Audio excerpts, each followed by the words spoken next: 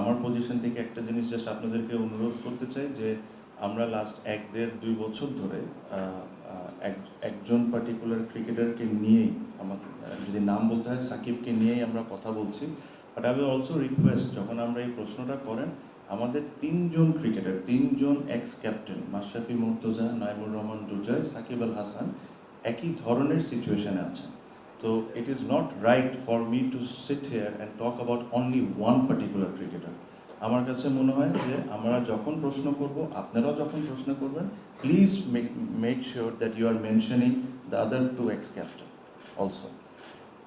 যে বিষয়টা আছে আমাদের তরফ থেকে ক্রিকেটিং এনি সুযোগ সুবিধা বা যে কোনো কিছু আমরা তাদেরকে ওপেন আর্মে ওয়েলকাম করব।